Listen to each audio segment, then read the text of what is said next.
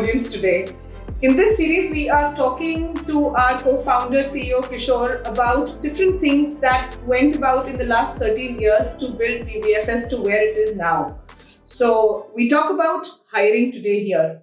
So welcome, Kishore. Thank you, Shruti. We talk about hiring. So in the last 13 odd years, you built the company from being a company of only 3 individuals doing everything to a company of over 300 people now.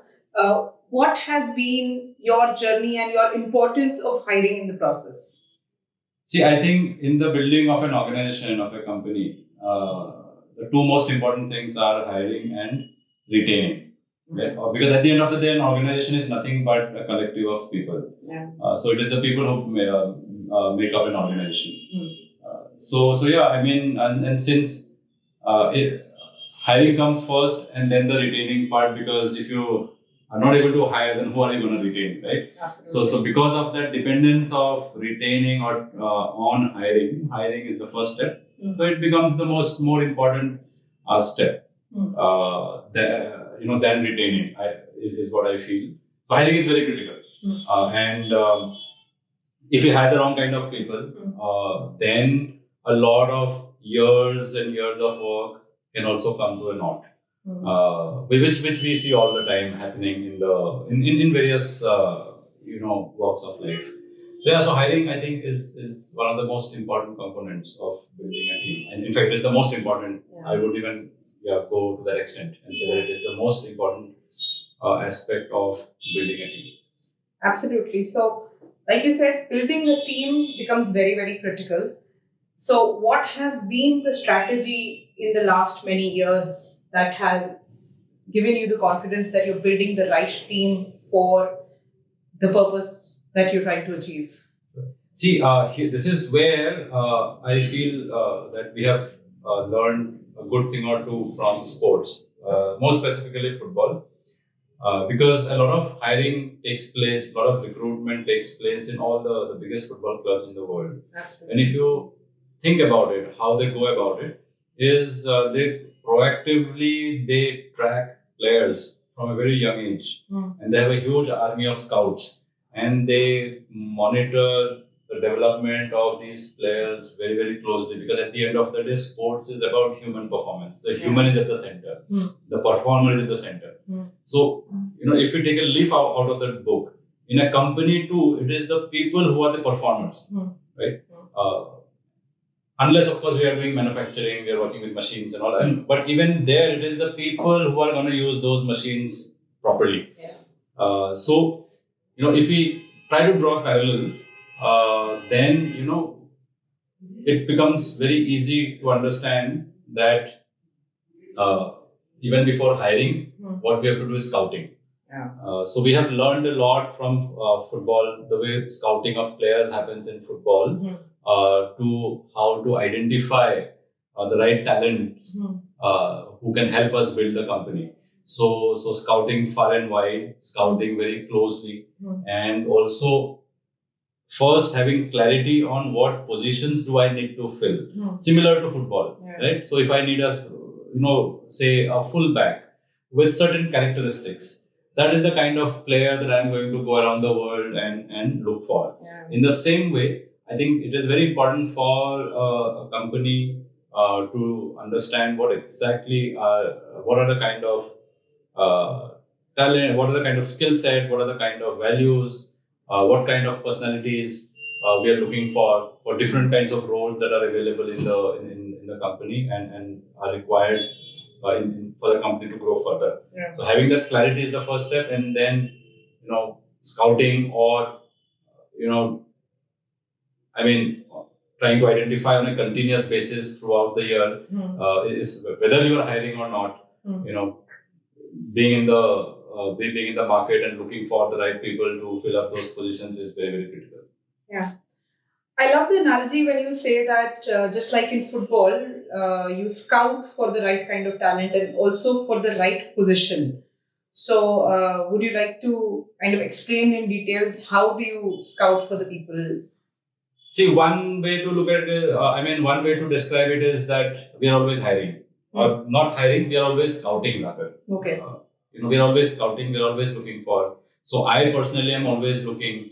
I'm always looking for the right people. Whether I am in a party with my friends, or I am in a family gathering, or I am actually going to watch a match in any particular competition or any business meeting. I'm always looking for the right talent. Okay. And I encourage our core team, I encourage all the team leaders that we have in our company to do the same. Okay. Always keep your eyes, ears, and your minds open. And it is not necessary that when we find the right person, we will be able to hire that person. But at least that list, you can always have the pipeline of people that you have identified and with proper assessments done. So that when you actually have the requirement and you also have the means to recruit such people, you already have a list of probable candidates. So because it's you'll be surprised if how you might actually come across a person that could change the trajectory of the company. So I think we are always looking, we are always scouting, and that's the culture that we have been trying to build over the years. So Kishore, we realize the importance of hiring and how it is so critical to do it right. What, according to you, have been some of the challenges that you've experienced in the recent past? One challenge would be to align the entire team in the right process. There should be no difference in the quality of the process between how I run it and between how the other members of our team do it. Yeah. Okay. And once we are aligned on the process and we all understand the process properly, scaling that process up by 10x or 100x is going to be a new thing for us, and hence might be a challenge for us. So that is something that we'll have to learn on the go. The second, which I think is also a big challenge, is being able to assess correctly a person within a few interactions. Yeah. And especially when the other person or the person on the other side is putting his or her best foot forward, which may not necessarily be the most honest or the genuine foot forward. So it becomes very difficult to make that call. And we obviously have made a lot of mistakes also in the past, as a result of which we have had to go back to square one and run the whole process again, which ends up in us losing valuable time in the process. But then I wouldn't say it is a loss per se if we are learning from it. So if that experience helps us to improve our assessment, the quality of our assessment, and it adds to our learning and understanding, then it is not a loss. It is just the cost of learning, I would say. Okay, but yeah, so these are two challenges. One is to scale up the right process without losing quality, and secondly, to continue to improve the quality over time by becoming better and better at assessing whether the candidate is the right person for the right position. Yeah.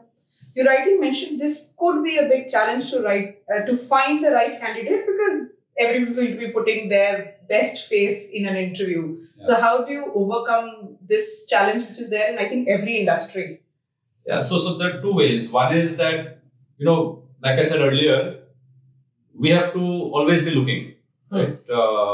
And especially non-social, like non-interview settings, non-evaluative kind of a setup. Okay. How a person normally behaves when he or she is not really appearing in a test, for example. Interesting. So that is of a big help. So it has got double benefits. One is that we may come across someone who, in the most weird of places or social setting. Yeah. And second is that we also are able to take a good look at people who are not in an interview mode. Okay. So that is, I think, a good way. And second is, our ability to assess itself, which depends on our understanding of how humans behave, of human behavior, of human psychology. So that is something that we can work on. Okay. And getting clarity on the first principles of human behavior, for instance, can help us to improve the quality of our assessment as well. So these two put both together, I think, can ensure that we have more hits than misses. It is not necessary to get it right all the time. It is not necessary to be correct in 100% of the cases, but at least if we can get that number to 60-70%, I think that can go a long way in building a very, very strong organization. Indeed, it can be a game changer for the organization. And going back to the first challenge you mentioned about the alignment. So how do you ensure that is ensured, or how do you make sure that this is taken care of? See, for me, I have a very structured process of looking at alignment. It is all about alignment at the end of the day, whether it is hiring, building the team, building the culture of the company, growing, growing the company, achieving financial targets. Everything is about alignment. Okay. Now, alignment can happen across multiple levels, right from the long-term purpose and vision to daily operational tasks, like how exactly logistically and practically how a certain task is carried out. Yeah. Right? So, and in between there is a whole lot of different levels. So, but the best way to start, in my opinion, is not bottom up, but top down. Top down meaning the most important thing is alignment in purpose. Like, what do we really want in the long run? Is there alignment over there? Because that is the biggest canvas that is possible about life. So if there is alignment on the long term purpose, then finding alignment in the lower order, goals, objectives, action items, etc. becomes so much easier, because now you have found alignment in a bigger meaning. In a higher order. Right, in a higher order stuff. So then finding alignment in lower order becomes easier. But the opposite doesn't necessarily work out the same way. So once I find alignment in purpose, long-term purpose, then we go and look at whether there is alignment in terms of values. So values are also nothing but very, very long-term, way of living. Yeah. Only when we find alignment in purpose, values, then we think about finding alignment in goals, long-term goals, short-term, medium-term goals, short-term goals, and so on. And then finally, at long last, we reach to the operational way of doing things where skill plays a role. Okay. So you can see that skill actually comes pretty late in the order. Okay. So even if someone has got slightly less skill or half the skill that is required, but is of the right value system, which means that the rate of learning of that person will also be very high. It is not difficult to learn the skill or train a person in a particular skill that is required to do a certain job. Yeah. So this approach has helped us quite a bit, is what I believe. Interesting. I would also like you to go back and talk about the second most important thing that you talked about hiring, which is retaining. Now, what is the strategy that you have to retain once you get people on board? Because it doesn't really mean somebody comes on board is going to stick around for the lifelong. Sure. People come and go, but you would want them to stick around for as long as possible if you have the right kind of people. So what do you do for retention? Again, I would go back to understanding of human life itself and human behavior, the first principles. So the first principles tell us, like I said a bit earlier, is about alignment. If there's alignment of purpose and values, we are already assured that the association will be long-term, irrespective of whether you are working in the same company or different companies, or whether, so you'll always be working in the same direction. Now, the second part of it is, another, again, very fundamental principle of human behavior, in my opinion, is that every human being wants to grow. There is a natural tendency for every human being to grow. Okay. Now, where will that growth come from? So the next, then on analyzing further, what we realize is that there's a physical part to it, there's an intellectual part to it, of growth. Yeah. But physical growth, there's a limitation. We cannot keep growing indefinitely. However, intellectually we can do so, which means, and that time when we stop growing and start declining physically comes pretty early in one's life, right? It is like after 30, more or less, or around that age, we start declining physically. But intellectually we can keep growing. So which means, and then this is a natural tendency to every human being. Now, depending on the level of understanding of that person, of any person, he or she would have different notions of growth. Like for some people might think that growing in income, growth in income or growth in designation or Status. position or status is equal to growth. Okay, but those are again superficial things is what I believe. At the core of it, every human being wants to grow intellectually because that is where the infinite growth lies. So intellectual means that generally the level of understanding and the growth in happiness of a person. Okay, so I feel, coming back to your question in that context, is that if we are able to provide an environment where people can continue to grow indefinitely and infinitely, in terms of the way they lead their lives, the way they can be happy in their lives, that will ensure that they will continue to work within that positive environment, that kind of a nurturing environment which we seek to build. So that is the underlying philosophy. Now, of course, money comes into the picture, like how much we are able to pay vis-a-vis the market. The job role comes into the picture. But I feel those are all lower order things. If the fundamental things are taken care of, like ensuring that intellectual growth, in terms of understanding of how to lead a happier life, that is the most fundamental aspect is what I feel. And then we can see in that particular journey, what role does money play? What role does the job role play? The designation and all, they become secondary stuff is what I believe, if we give people the right environment. Yeah, so I'm sure this philosophy has allowed you to make some really long-lasting relationship with the people who are associated with the company. So with that kind of experience, what is the one advice that you would like to give to young entrepreneurs building their startups in terms of hiring and returning right kind of people? See, I think the alignment of purpose and values, like I said, is most important, and being able to build a nurturing environment. Nurturing means again nurturing for intellectual growth of everyone involved in the team. Okay. Now, before we do that, before we ensure that people are aligned with us, it is important for the founders to be clear about their own purpose and values first. Because if we don't have clarity, we cannot give clarity to others. So if we can, any aspiring entrepreneur, I feel if they can have clarity of what they really want in the long run, and build accordingly, that is the first step. And work on that until you have clarity. Talk to people, read books, listen to videos, podcasts, and do a lot of reflection, introspection, challenge yourself before you are able to commit to something where you feel comfortable to be committing, say, 20-25 years of your life. And that's the first step. And once that is done, I feel, just looking at making sure that people who share similar purpose and values is very critical. Because skills can come and go. We can always we'll eventually find people who have the necessary skill to do the job in a particular position.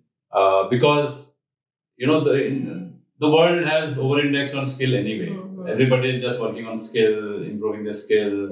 But I think there's not enough literature or there's not enough understanding or enough focus on having clarity of purpose, values, and so on. Yeah, interesting.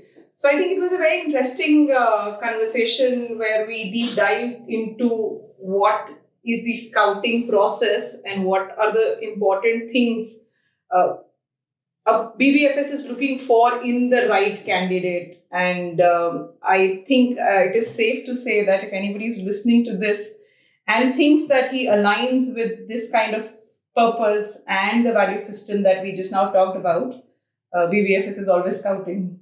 Yeah. So would you like to add anything to this? Yeah, so anytime that if there's anyone who wants to work with us, we will be very happy to welcome them. And if you're really interested, every time you meet someone,